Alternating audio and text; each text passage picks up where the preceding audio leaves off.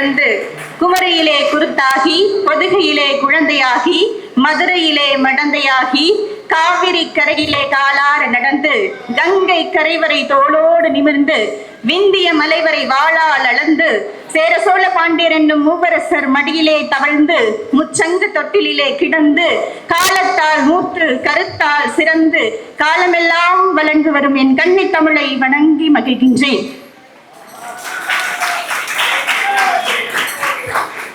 இன்று RVS கலை அறிவியல் கல்லூரியில் இளைஞர்களின் மறுமலர்ச்சி நாயகர் ஆவுல் பக்கீர் ஜைனுல் ஆப்தலின் அப்துல் கலாம் ஐயா அவர்களின் பிறந்த நாள் பட்டிமன்ற விழா.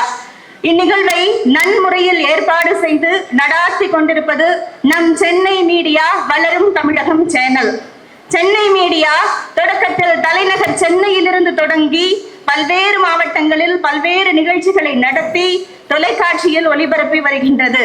அந்த வகையில் இன்றைய தினம் நம் RVS கல்லூரியில் இளைஞர்களின் எழுச்சி நாயகர் அப்துல் கலாம் அவர்களின் பிறந்த நாள் விழா மற்றும் படத்திறப்பு விழா, சிறப்பு பட்டிமன்றம், சமூகத்திற்கு பல்வேறு தொண்டு ஆட்சி வரும் சான்றோர் பெருமக்களுக்கு அக்னி சிறகு விருது வழங்கும் விழா என்று பல்வேறு நிகழ்வுகள் இனிதே நடைபெற இருக்கிறது. இவ்விழாவிற்கு சென்னை மீடியா வளரும் தமிழகம் சேனல் சார்பாக அனைவரையும் வருக வருக என்று வரவேற்று மகிழ்கின்றேன். நிகழ்வின் துவக்கமாக தமிழ்தாய் வாழ்த்து.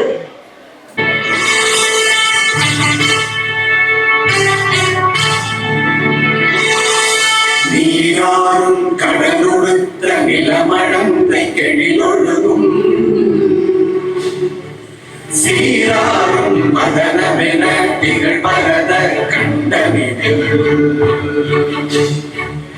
எக்கணமும் அதில் சிறந்த திராவிடனல் திருநாடும்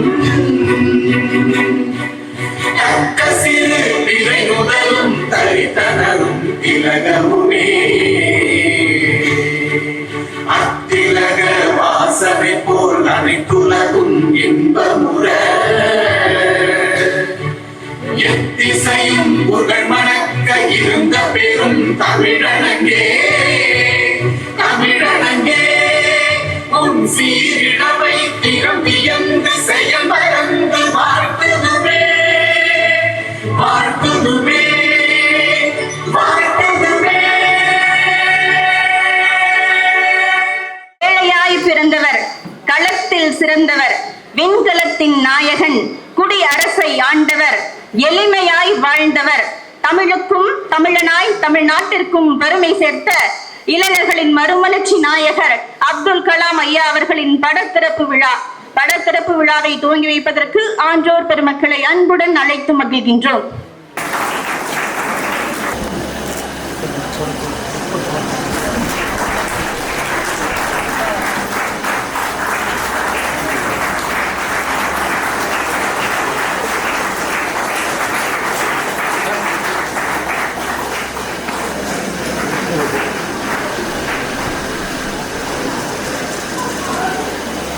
மனமார்ந்த நன்றிகள். சென்னை மீடியா வளரும் தமிழகம் சிறப்பு பட்டிமன்றத்தின் விழா தலைவர் திரு பால தமிழ்ச்செல்வன் ஐயா அவர்களை தலைமை உரையாற்ற அன்புடன் அழைத்து மகிழ்கின்றோம். சென்னை மீடியா வளரும் தமிழகம் சேனல் மற்றும் கோவை அடையாளங்களில் ஒன்றான RVS கலை அறிவியல் கல்லூரி இணைந்து நடத்துகிற இளைஞர்களின் கனவு நாயகர் டாக்டர் அப்துல் கலாம் பிறந்தநாள் நிகழ்வில் வருகை தந்திருக்கிற அனைவருக்கும் வாழ்த்துக்களையும் தலைமையேற்கின்ற வாய்ப்பை வழங்கிய சென்னை மீடியாவுக்கு எனது நன்றியை முதலில் தெரிவித்துக் கொள்கிறேன். இந்தியா எத்தனையோ குடியரசுத் தலைவர்களை பார்த்திருக்கிறது. அரசியல் சாராத ஆசிரியர் துறையிலிருந்து டாக்டர் ராதாகிருஷ்ணன் அவர்களும் அறிவியல் துறையிலிருந்து டாக்டர் அப்துல் கலாம் அவர்களும் இந்தியாவின் குடியரசுத் தலைவர் பொறுப்புக்கு வந்தவர்கள். அதிலும் குடியரசுத் தலைவர் பொறுப்பில் இருக்கிற காலத்தில் மாத்திரம் அல்லாமல் தன்னுடைய வாழ்நாள் முழுவதும் இளைய சமுதாயத்துக்காக தொடர்ந்து குரல் எழுப்பி வந்தவர். கல்வி நிலையங்களிலே போய் கருத்துக்களை பரப்பியவர் டாக்டர் அப்துல் கலாம் அவர்கள். அதன் காரணத்தினாலேயே தான் அவருடைய பிறந்த நாளை ஒரு கல்லூரி அரங்கத்தில் ஏற்பாடு செய்து அதுவும் அவர் பெயரில் இருக்கக்கூடிய இந்த அரங்கத்திலேயே இந்த விழாவை நடத்தி கொண்டிருக்கிறோம். இதில் 2 முக்கியமான நிகழ்ச்சிகளை இங்கு ஏற்பாடு செய்திருக்கிறார்கள். ஒன்று அப்துல் கலாம் பிறந்த நாள், இன்னொன்று சாதனையாளர்களுக்கு விருது வழங்கக்கூடிய நிகழ்ச்சி. இந்த 2 நிகழ்ச்சிகளுக்கும் முத்தாய்ப்பாக பட்டிமன்றம். அப்துல் கலாம் பிறந்த நாளுக்கு ஏற்ற ஒரு தலைப்பு. காரணம், நீங்கள் உங்கள் லட்சியத்தை தேர்வு செய்து கொள்ளுங்கள், அந்த லட்சியத்தை பற்றிய கனவு காணுங்கள், நிச்சயம் அந்த கனவு ஒரு நாள் நிறைவேறும் என்று இளைய சமுதாயத்துக்கு சொன்னவர் அப்துல் கலாம். அதனாலேதான் இளைஞர்களுக்கு ஏற்ற வகையில் ஒரு தலைப்பை தேர்வு செய்து, அதுவும் கோயில் திருவிழாக்களை விட கல்லூரி அரங்கத்திலே அதிகமாக பேசக்கூடிய நம்முடைய பட்டிமன்ற பேச்சாளர் ஈரோடு பிரபு அவர்களை இந்த அரங்கத்துக்கு அழைத்திருக்கிறோம். விருதுகள் வழங்குவது என்பது திறமையானவர்களை, சமூக சிந்தனை உள்ளவர்களை, சமூகத்துக்கு பணியாற்றுபவர்களை அடையாளப்படுத்துவதற்கு தொடர்ந்து இதுபோன்ற விருதுகளை வழங்குகிறோம். விருதுகள் வழங்குகிற போது அவரை பற்றிய செய்திகள் இந்த சமுதாயத்துக்கு வருகிற போது அதை மற்றவர்கள் பின்பற்ற வேண்டும் என்கிற அந்த உணர்வோடு, சமுதாயத்துக்கு அவர்களை அடையாளப்படுத்த வேண்டும் என்கிற அந்த எண்ணத்தோடு இந்த தன்னம்பிக்கை விருதுகள் ஆண்டுதோறும் வழங்கப்படுகின்றன. இது அப்துல் கலாம் அவருடைய பிறந்தநாள் என்கிற அந்த காரணத்தினாலே இந்த விருதுக்கு பெயர் அக்னிச்சிறகு விருது என்று பெயரிடப்பட்டிருக்கிறது. சிறப்பான இந்த நிகழ்ச்சியிலே பங்கெடுத்திருக்கிற சாதனையாளர்களையும், பேச வந்திருக்கின்ற பட்டிமன்ற பேச்சாளர்களையும், மாணவர்களுக்கும் நெஞ்சார்ந்த வாழ்த்துக்களை தெரிவித்து தலைமை ஏற்கின்ற நல்ல வாய்ப்பை வழங்கிய சென்னை மீடியாவுக்கு நன்றி தெரிவித்து நிறைவு செய்கிறேன். நன்றி, வணக்கம். நன்றிகள் ஐயா. பூக்கள் அழகா, உன் புன்னகை அழகா, பட்டிமன்றம் வைத்து பார்த்தேன், காசு கொடுத்தும் வெல்ல முடியாத மாணவ மனங்களை, காசு கொடுத்தும் வெல்ல முடியாத மாணவ மனங்களை. ஆம், இன்றைய தினம் சிறப்பு பட்டிமன்றம். இளைஞர்களின் மனம் பெரிதும் விரும்புவது அறிவுரையா ஆனந்தமா என்ற தலைப்பின் மூலமாக மாணவ மனங்களை வெல்வதற்கு இதோ பட்டிமன்றம் இனிதே துவங்கவிருக்கின்றது. தங்கமே தமிழுக்கு இல்லை தட்டுப்பாடு, ஒரு சரக்கு இருக்குது பொறுக்கு இருக்குது வெட்டு போடு. அப்படி போட உங்க கைத்தட்டல் தான் அப்துல் கலாம் ஐயாவுடைய பிறந்தநாளுக்கே ஒரு சிறப்பு. எப்ப ஆர்விஎஸ்க்குள்ள நம்ம வந்தோமோ அப்போ நமக்கு டைமிங் ஒர்க் அவுட் ஆயிடுச்சு. அதனால டைமிங்கோட நம்ம கை தட்டுறோம், டைமிங்கோட நிகழ்ச்சியை முடிக்கிறோம். ஓகேவா? ரெடியா? தங்கமே தமிழுக்கு இல்லை தட்டுப்பாடு, ஒரு சரக்கு இருக்குது பொறுக்கு இருக்குது வெட்டு போடு. தங்கமே தமிழுக்கு இல்லை தட்டுப்பாடு, ஒரு சரக்கு இருக்குது பொறுக்கு இருக்குது வெட்டு போடு. எத்தனை சபைகள் கண்டோம், எத்தனை சபைகள் கண்டோம், அத்தனையும் சூடம் காட்டி சுட்டு போடு. வெட்டு போடு வெட்டு போடு, என் தாய் கொடுத்த தமிழுக்கு இல்லை தட்டுப்பாடு. வெட்டு போடு வெட்டு போடு, என் தாய் கொடுத்த தமிழுக்கு இல்லை தட்டுப்பாடு.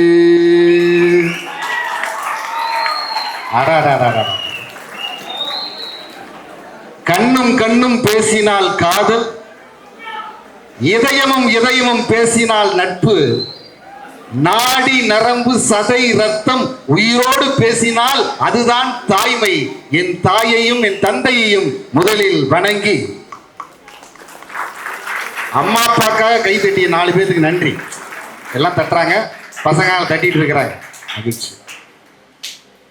ஒரு படகு இயக்கும் இயந்திரத்தை தயாரிக்கும் தொழிலாளியின் மகனாக பிறந்து, ஒரு படகு இயக்கும் இயந்திரத்தை தயாரிக்கும் தொழிலாளியின் மகனாக பிறந்து, ரோடா பேப்பர் போட்டு இன்று பேப்பராய் செய்தியாய் வந்திருக்கின்ற ஏபிஜே அப்துல் கலாம் அவருடைய பிறந்த நாள் விழாவில் நாளை சாதிக்க போகும் ஆர்விஎஸ் கல்லூரி மாணவ மணிகள் முன்னால் சென்னை மீடியா வழங்கும் ஒரு பட்டிமன்றம்.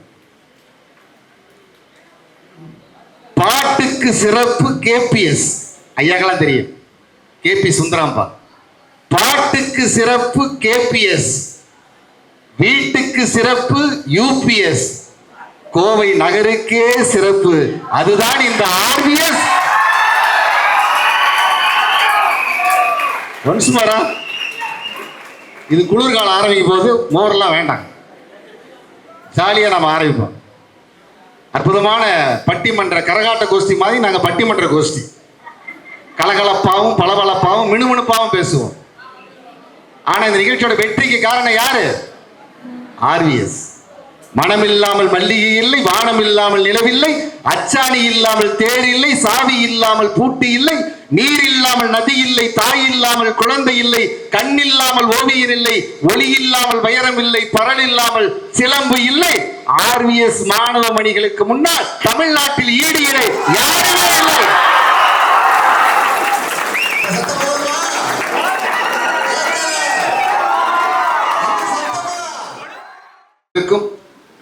மரியாதைக்குரிய டெப்டி கமிஷனர் திரு அண்ணாமலை ஐயா அவர்களுக்கும் எங்களுடைய பணிவான வணக்கத்தை தெரிவித்துக் கொள்கிறேன். பசங்களை பத்தி கவிதை சொன்னா நல்லா இருக்கு இல்லையா? பசங்களுக்கெல்லாம் இன்னைக்கு தலைப்பு என்ன தெரியுங்களா? இன்றைய இளைய சமுதாயம் விரும்புவது ஆனந்தமா அறிவுரையா? ஆனந்தம் தான், ஜாலியா இருக்கும். நீங்களும் போயிடலாம். யார் அறிவுரைக்காக பேச வந்திருக்கீங்க? நீங்களும் போயிடலான்ட்டாங்க பசங்க. அவங்க மனசுல இருக்கிறதுல என்ன பாட்டு தெரியுங்களா? ஆளுமா டோலுமா ஐசாலக்கடி மாலுமா பேச்சு கழித்துன.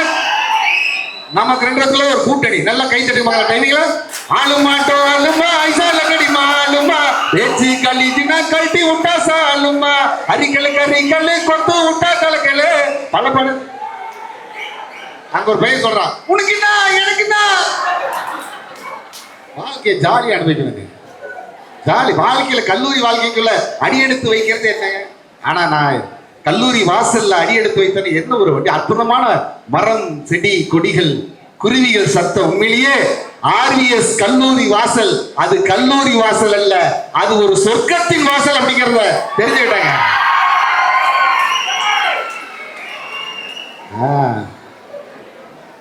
பசங்க எல்லாம் வெற்றி நிகழ்ச்சியோட வெற்றிக்கு ஆதார சுருதியா இருக்கிறாங்க. அறிவுரையா? வேண்டாம் வேண்டாம். ஒரு மேடை போய் சொன்னாங்க, சார் உரிமைக்கு குரல் கொடுப்போம், நட்புக்கு தோல் கொடுப்போம். ஒரு இடத்துக்கு அவசரத்துக்கு கடன் கொடுப்பியான்னு கேட்கிறான். பசங்களுடைய டேஸ்ட் எல்லாம் மாறி போச்சு. அறிவுரை யாரு கேட்கிறா? யாருமே கேட்கறது இல்லை. இன்னைக்கெல்லாம் பாட்டு, டான்ஸ், ஆட்டம், பாட்டம், கொண்டாட்டம். அங்க ஒரு பையன் அழகா ரிங்டோன் வச்சிருக்கான். என்ன பாட்டு தெரியுமா? கூட மேல கூட வச்சு கூட போறவள. நீ ஏன் ரெண்டு பேரும் எங்க போறாங்க? கூட வாங்குறதுக்கா? நீ கொட்டிக்கிட்டு போக சொன்னா என்ன சொல்லு ஊரு என்ன? இது ஒரு ரசனை. ஆனா ஆளுமாட்டோல் பாப்பா, ஆளுமாட்டோல் இல்ல. கொங்குதேர் வாழ்க்கை அஞ்சை தும்பி காமம் செப்பாது கண்டது மொழிமோ பயிலிய கரிய நட்பின் செடியேற்று அறியும் பிரபு நீ அறியும் பூவே. இது என்ன படமா? நல்லா கேட்டமா. ஆனா இன்னைக்கு பசங்களுக்கு எல்லாம் என்ன பிடிச்ச பாட்டு? உங்களுக்கு பிடிச்ச பாட்டு என்ன பாட்டு கேட்ட? என்னது? ஒருத்தர் சொல்லுங்க. என்ன சொல்றாங்க? பரவாயில்ல, இருக்கட்டும். நீங்க லிஸ்ட் அனுப்புங்க, உங்களுக்கு பிடிச்ச பாட்டெல்லாம் பாடப்படும். ஏன்னா ஆனந்தத்தை சொல்றதுக்காக மட்டும்தான் நான் வந்திருக்கேன். ஏன்னா நான் ஆனந்த கோஷ்டி, ஆனந்தத்துக்கு மட்டும்தான் என் சப்போர்ட். தமிழ்நாட்டிலே கலக்கண பாட்டு தெரியுமா மேடம் உங்களுக்கு? என் உச்சி மண்டையில சுருங்குது, உன்ன பார்க்கையில கிருங்குது, கிட்டன்னா வந்தாலே விருங்குது தருங்குது. இத்தனை பேர் அருள் வந்தாடுறீங்களே. ஆனா உங்களுக்காக இந்த பாட்டை இந்த ஆர்விஎஸ் கல்லூரிய மரியாதைக்குரிய வைஸ் பிரின்சிபல் வந்திருக்காரு நினைக்கிறேன். வந்திருக்காருங்களா? பரவாயில்ல, முக்கியமான விஐபிலாம் இருக்கீங்க. இந்த ஏன் உச்சி மண்டையில பாட்டை இந்த அற்புதமான ஆர்விஎஸ் கல்லூரி மாணவர்களுக்காக புரட்சி தலைவர் எம்ஜிஆர் பாடினா எப்படி இருக்குன்னு உங்களை மகிழ்ச்சி கடல ஆழ்த்த போறேன். ரெடியா? உச்சி மண்டையில் சொருங்குது சச்சச்சா, உன்ன பார்க்கையில் விருங்குது சச்சச்சா, கிட்ட வந்தாலே விருங்குது, ஆகாவருக்கு டருங்குது, ஆகாவருக்கு கிருங்குது. அன்று வந்ததும் இதே நிலா சச்சச்சா, இன்று வந்ததும் இதே நீ. அதாவது எத்தனையோ கல்லூரிக்கு சென்னை மீடியா எங்களை அழைத்து சென்று கொண்டிருக்கிறார்கள். ஆனால் ஆர்விஎஸ் என்பது ஒரு மந்திர சொல். வெற்றி மூன்றெழுத்து, வெற்றி மூன்றெழுத்து, சாதனை மூன்றெழுத்து, நாளை இந்தியாவில் சரித்திரம் படைக்கும் மூன்றெழுத்து. அதுதான் ஆர்விஎஸ் என்கின்ற மூன்றெழுத்து. அப்படிங்கிற நம்பிக்கை அவர்கள் இல்லையா? ஆனந்தமான மகிழ்ச்சி. பாருங்க, பாட்டு பாடின பசங்களோட உற்சாகமா இருக்காங்க. அந்த கட்டம் போட்ட சட்ட தம்பிகளை என்ன பாட்டு பிடிக்க நினைக்கிறீங்க? அந்த கால பாட்டால ஆனந்தமான பாட்டு வரணுங்க. அதை விட்டுட்டு நீயும் பொம்மை நானும் பொம்மை நினைச்சு பார்த்தா எல்லாம் பொம்மை டன் டன் டன் டன். ஒரு மேடையில் போய் பாடினேன், சோதனை மேல் சோதனை, அப்படி இல்ல சொரிய சொரிய வேதனை, அப்படித்தான் போயிட்டு இருக்கு. ஆனா பசங்கள்லாம் ஆர்விஎஸ் மாணவிகளும் சரி மாணவர்கள் சரி களை கட்டி கை தட்டுற பாட்டு என்ன பாட்டு தெரியுங்களா? ரெடியா? சித்தாட கட்டிக்கிட்டு சிங்காரம் பண்ணிக்கிட்டு மத்தாப்பு சுந்தரி ஒருத்தி மயிலாட வந்தாளா மயிலாட வந்தாளா, அத்தான பார்த்து அசந்து போய் நின்னாளா, அத்தான பார்த்து அசந்து போய் நின்னாளா, புத்தாத அரும்பெடுத்து குழந்தையில சரந்தெடுத்து வித்தார கள்ளி கெடுத்தில் அச்சாரம் போட்டானா அச்சாரம் போட்டானா அச்சாரம் போட்டானா அச்சாரம் போட்டானா. இது ஒரு மகிழ்ச்சி. ஆனா ஒன்று சொல்ற ஒரு கண்டிஷன், யாரெல்லாம் நல்லா கை தட்டுறீங்களோ யாரெல்லாம் நல்லா கை தட்டுறீங்களோ அதுக்கு ஆர்விஎஸ் கல்லூரி முதல்வர் 50,000 ரூபாய் பரிசு தர ரெடியா இருக்கிறார். ஆனா வாங்குறதுக்கு நீங்க ரெடியா இருக்கீங்களா? அதான் கேள்வி. ஒரு போட்டி வைக்கலாமா? இந்த பக்கம் இருக்கிறவங்க நல்லா கை தட்டுறீங்களா, இந்த பக்கம் இருக்கிறவங்க நல்லா கை தட்டுறீங்களா? ஒரு போட்டி. சிறப்பா கை தட்டுறவங்களுக்கு 50,000 பரிசு ரெடியா இருக்கு. அப்படி 50,000 தெரியலனாலும் என் சகோதரி போட்டிருக்கிற நெக்லஸ் கைக்கு கொடுக்குறேங்க. 5 லட்சம் ரூபாய் நெக்லஸ் யாருக்கு? முதல்ல பெண்களுக்கான வாய்ப்பு. ரெடி? 1 2 3.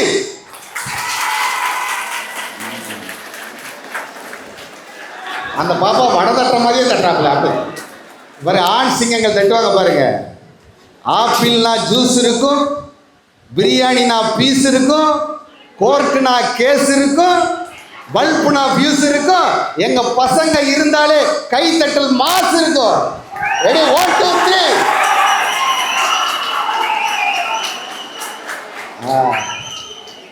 நல்லா கலகலப்பா கை தட்டுறீங்க. இப்போ 2 பேருமே சரிசமமாக கை தட்டிய காரணத்தால்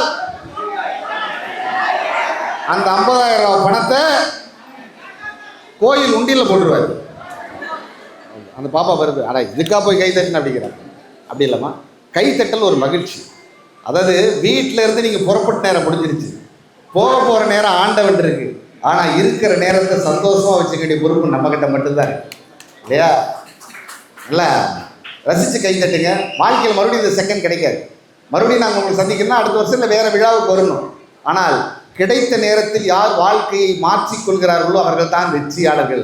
அந்த வெற்றியாளர்களை அடையாளப்படுத்துவதற்காகத்தான் சென்னை மீடியா எங்களை அழைத்திருக்கிறது. மரியாதைக்குரிய மாணவர்களே, ஜாலியான பாட்டு பாடணுன்னா நல்லா ரசிச்சிங்க. ஆனால் உங்கள் இதயத்தில் கொண்டு போகிறப்ப என்ன பாட்டு இருக்குன்னு நான் நினச்சி பார்க்குறேன். சார் சொல்கிறாரு, சார் இந்த பாட்டை பாடுங்கிறாரு. அது என்ன பாட்டு தெரியுமா? நல்ல பேரை வாங்க வேண்டும் பிள்ளைகளே, நம் நாடு என்னும் தோட்டத்திலே நாளை மலரும் முல்லைகளே, நல்ல பேரை வாங்க வேண்டும் பிள்ளைகளே, அன்னையிடம் நீ அன்பை வாங்கலாம், தந்தையிடம் நீ அறிவை வாங்கலாம், இரண்டும் இருந்தால் பேரை வாங்கலாம், பேரை வாங்கினால் ஊரை வாங்கலாம். அதுதான் ஏபிஜே அப்துல் கலாம் என்கிற மாபெரும் மனிதர் கற்றுக் கொடுத்த பாடல். பேரை வாங்கினால் ஊரை வாங்கலாம். அப்படிப்பட்ட ஊரை வாங்குவதற்கு நீங்கள் தயாரா என்கின்ற கேள்வியை முன்வைத்து, நீங்க அறிவுரையை விரும்புறீங்களா இல்ல ஆனந்தத்தை விரும்புறீங்களா தெரியல. அறிவுரைக்கும் நல்லா ரசனையோட கை தட்டுறீங்க, ஆனந்தத்துக்கும் நல்லா ரசனையோட கை தட்டுறீங்க. உங்கள் ரசனை எப்படி என்பது நிகழ்வின் பயணத்தில் நாம் தெரிந்து கொள்ள ஆவலாக காத்திருக்கிறோம். விழாவில் அமர்ந்திருக்கக்கூடிய முன்வரிசையில் விருது பெறுவதற்காக வந்திருக்கக்கூடிய அத்துணை அன்பு இதயங்களுக்கும் என்னுடைய பணிவான வாழ்த்துக்களையும் வணக்கத்தையும் தெரிவித்துக் கொள்கிறேன். அதுவும் பசங்க முன்னாடி நீங்கள் விருது வாங்கிறது, அதுவும் அப்துல் கலாம் ஐயாவுடைய பிறந்த நாள் விழாவில் விருது வாங்கிறது உண்மையிலேயே அந்த விருதுக்கு பெருமை என்று நான் கருதுகிறேன். உழைப்பின் அடையாளமாய், ஒரு சாதனையின் சிகரமாய் இன்று நீங்கள் விருது வாங்குகிறீர்கள்.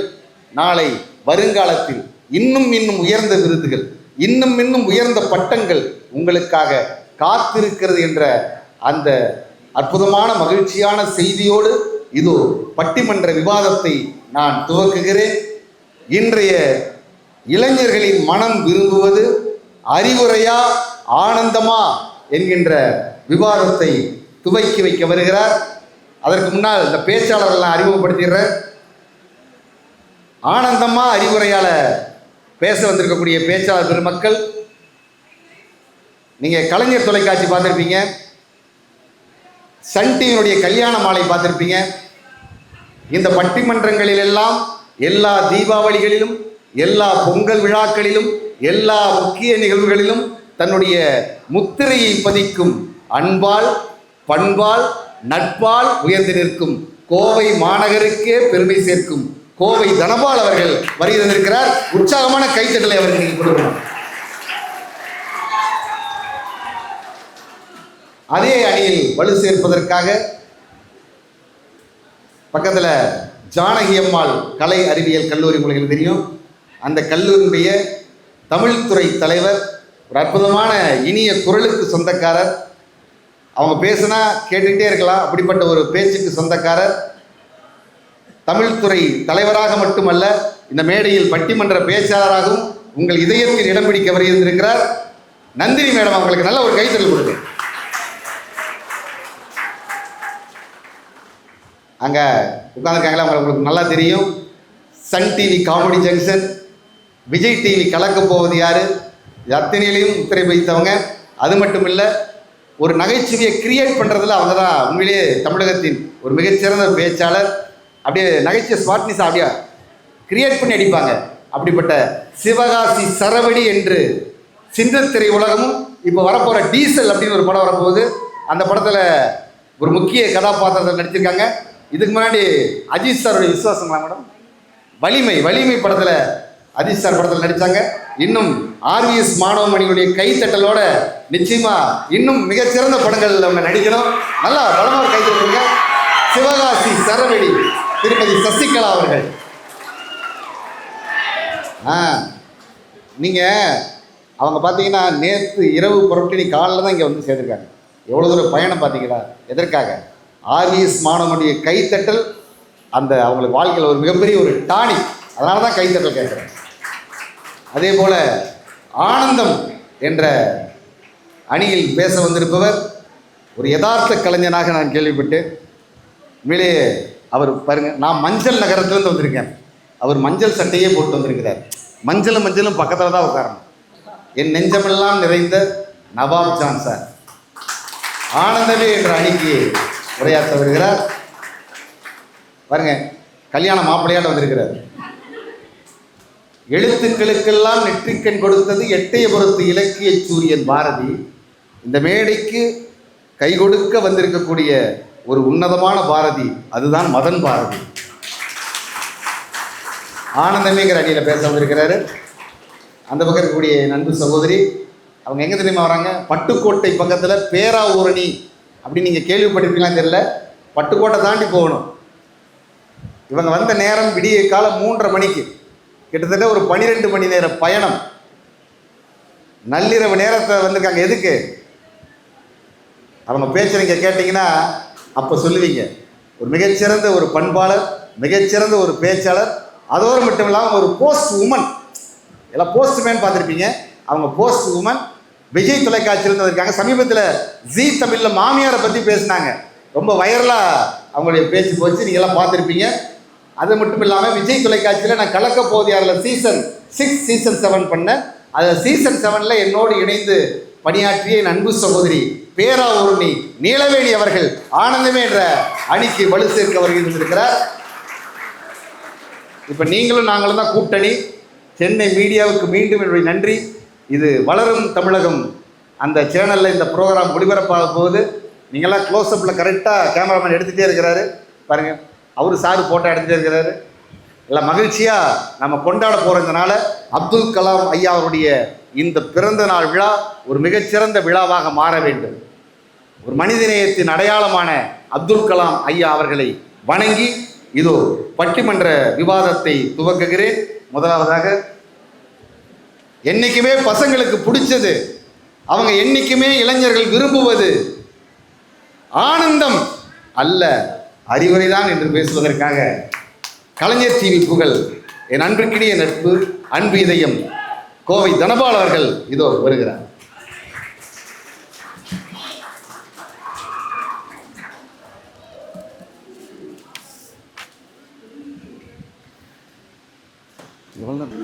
கிராமத்திலே ஏழைகள் எல்லாம் இலவச ரேஷனுக்காக காத்திருக்கிறார்கள். கிராமத்திலே ஏழைகள் எல்லாம் இலவச ரேஷனுக்காக காத்திருக்கிறார்கள்.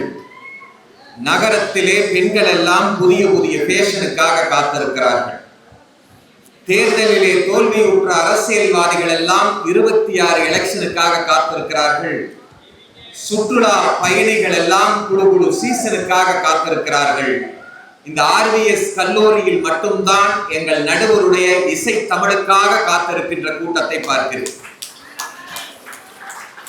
East or west, RVS is best என்று இந்த கல்லூரியை தேர்வு செய்திருக்கின்ற மாணவ மாணவிகளுக்கு என்னுடைய முத்தான முதற்கண் வணக்கத்தை தெரிவித்துக் கொள்கின்றேன்.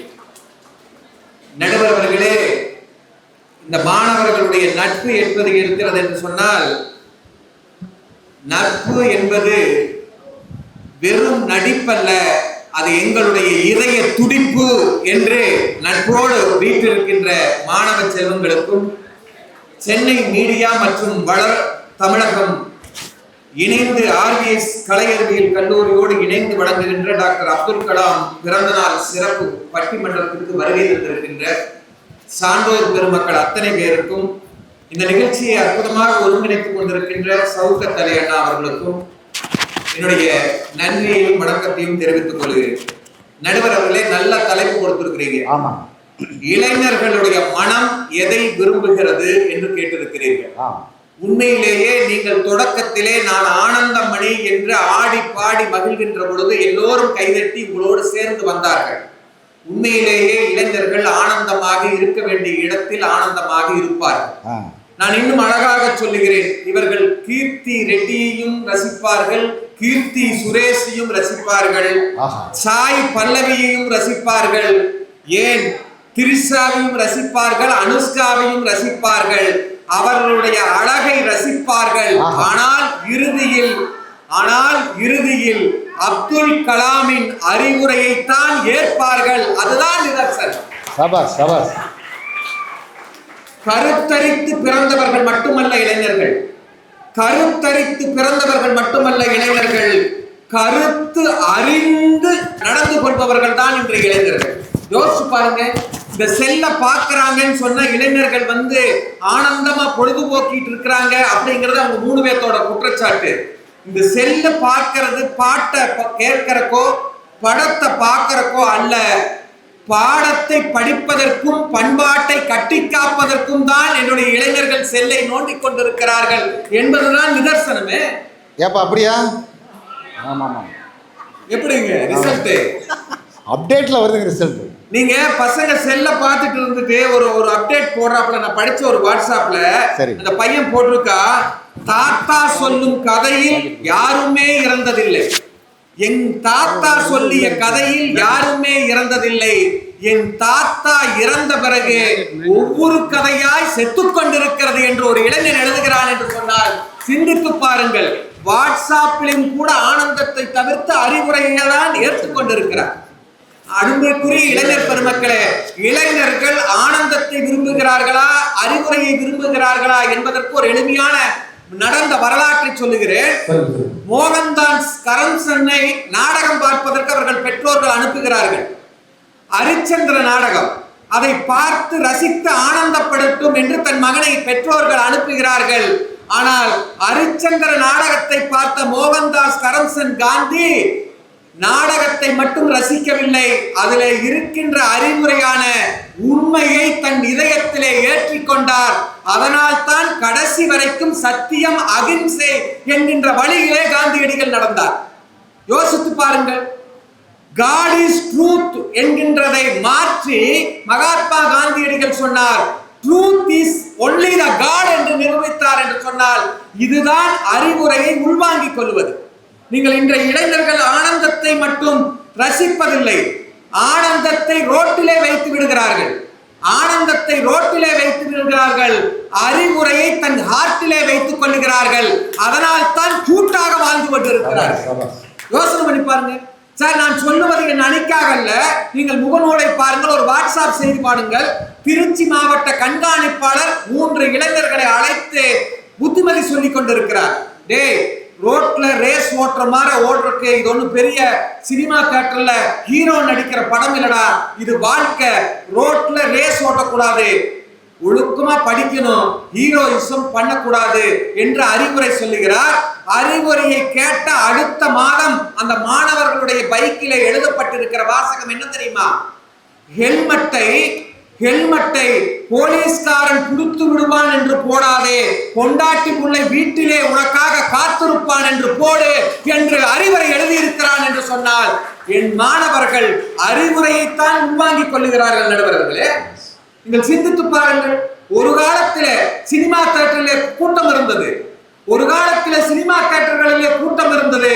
இப்பொழுது நிதர்சனமான உண்மை, மாவட்டத்திற்கு மாவட்டம் புத்தக திருவிழாக்களிலே கூட்டம் அதிகரித்துக் கொண்டிருக்கிறது என்று சொன்னால் ரசிப்பதிலே இளைஞர்களுடைய மனம் நாடவில்லை, அறிவுரையை உள்வாங்கிக் கொள்வதிலே தான் இருக்கிறது. அதனால் தான் முதல் தலைமுறை பட்டதாரிகள் உருவாகிறார்கள், முதல் தலைமுறை தொழில் முனைவோர்கள் உதயமாகிக் கொண்டிருக்கிறார்கள், முதல் தலைமுறை மருத்துவர்கள், முதல் தலைமுறை வழக்கறிஞர்கள் என்று பட்டியல் நீண்டு கொண்டே போகிறது என்று சொன்னால் அறிவுரைகளை என் இளைஞர்கள் உள்வாங்கிக் கொண்டிருக்கிறார்கள்.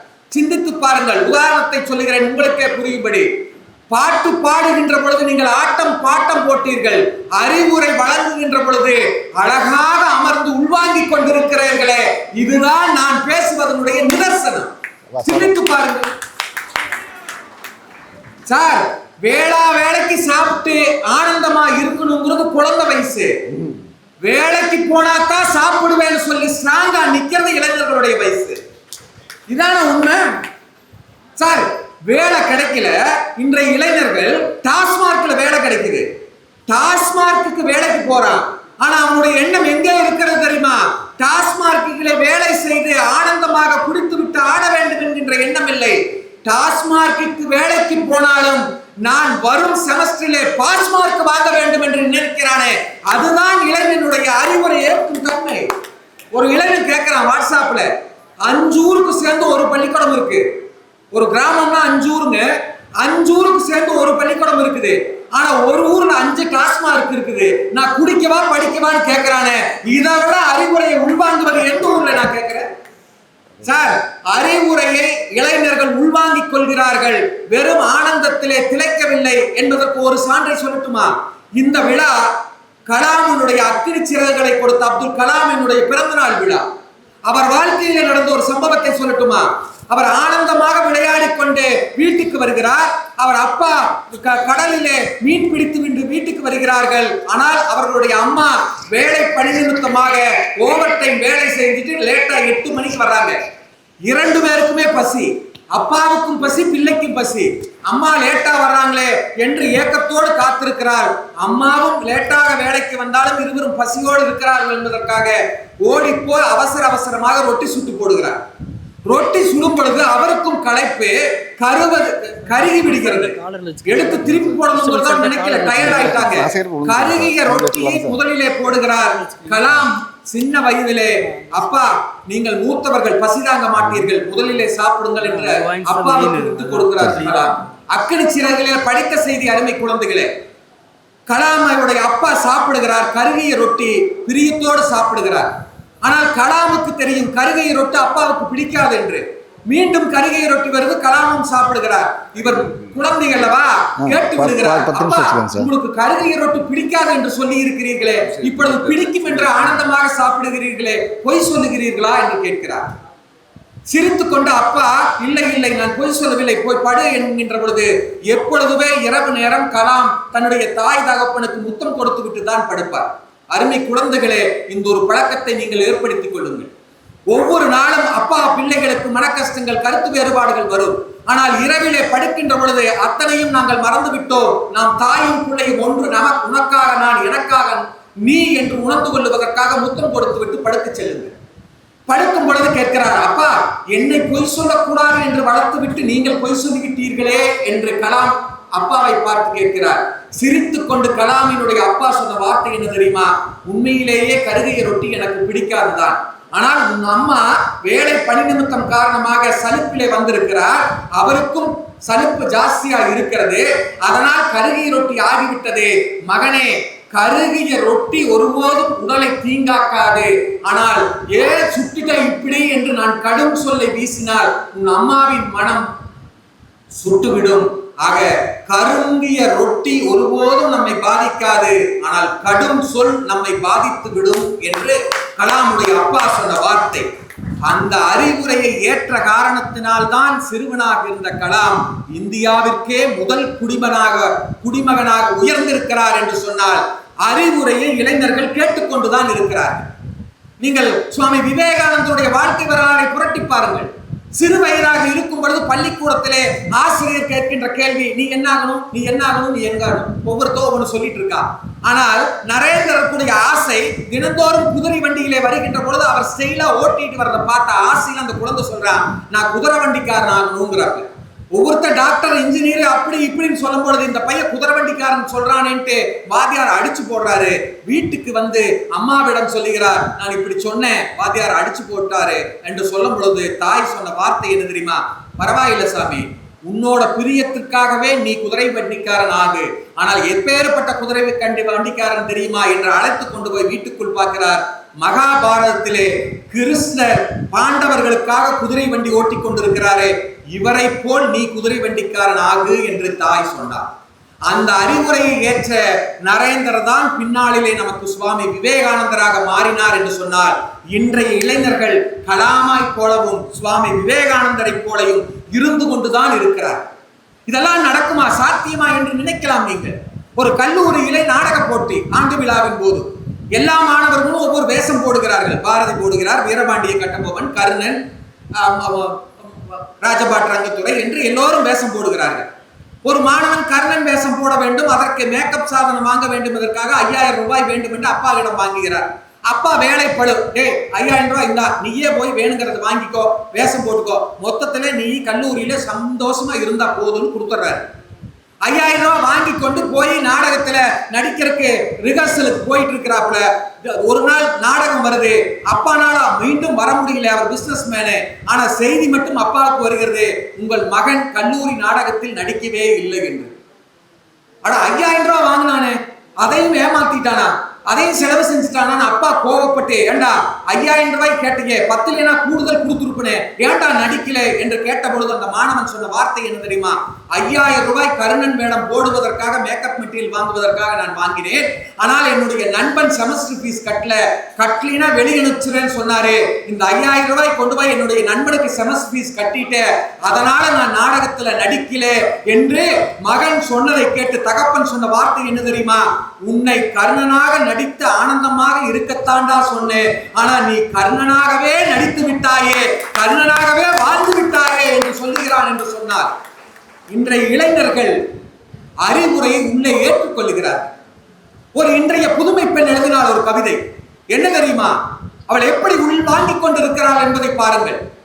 பால தமிழ்ச்செல்வன் அவர்களுக்கு தெரியும் தந்தை பெரியாரினுடைய கொள்கைகளை இன்றைய பெண்கள் எப்படி உள்ளே வாங்கிக் கொள்கிறார்கள் என்பதை சொல்லட்டுமா?